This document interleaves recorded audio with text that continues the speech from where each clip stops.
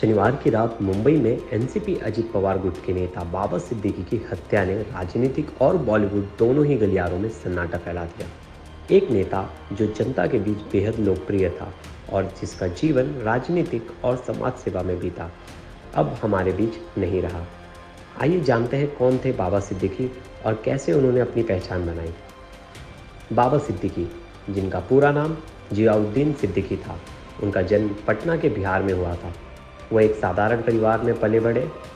बाबा सिद्दीकी के पिता बांद्रा में वॉच मेकर का काम करते थे और बाबा भी शुरू में इस काम में हाथ बटाते थे। लेकिन उनकी रुचि राजनीतिक की ओर थी, जिसने उन्हें बाद में मुंबई की राजनीति में एक बड़ी शख्सियत बना दिया। उन्होंने राजनीतिक में अपना पहला कदम एक छात्र नेता के रूप में रखा। मुंबई की बीएमसी में कॉरपोरेटर के रूप में उनकी राजनीतिक यात्रा की शुरुआत हुई।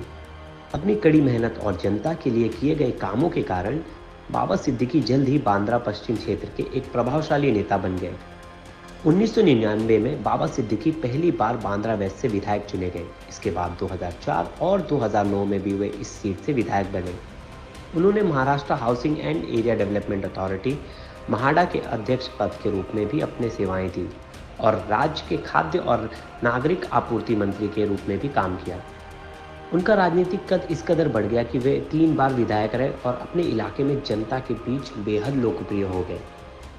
राजनीतिक में उनके अनुभव और मेहनत की वजह से उन्होंने कई अहम पदों पर काम किया। बाबा सिद्दीकी की एक और पहचान थी बॉलीवुड के सितारों के साथ उनकी नज़दीकियाँ।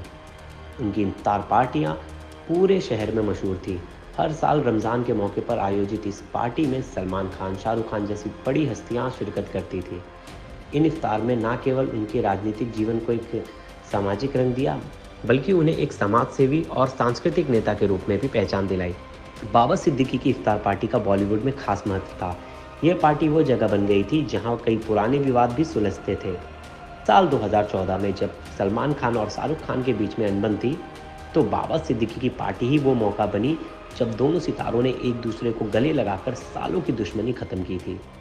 लेकिन 2014 का साल बाबा सिद्दीकी के लिए राजनीतिक में चुनौतीपूर्ण साबित हुआ।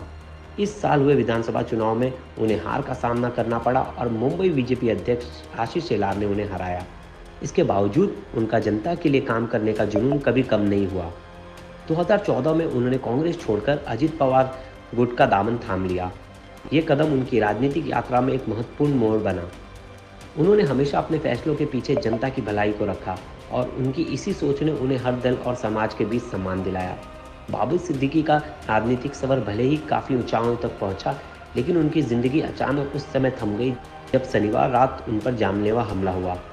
अपने बेटे जिशान के साथ दफ्तर से बाहर निकलते वक्त उन पर गोलियां चलाई गई, जिससे उनकी मौके पर ही मौत हो गई। मुंबई पुलिस ने इस मामले की तफ्तीश शुरू कर दी है और अब तक 3 संदिग्धों को हिरासत में लिया गया है।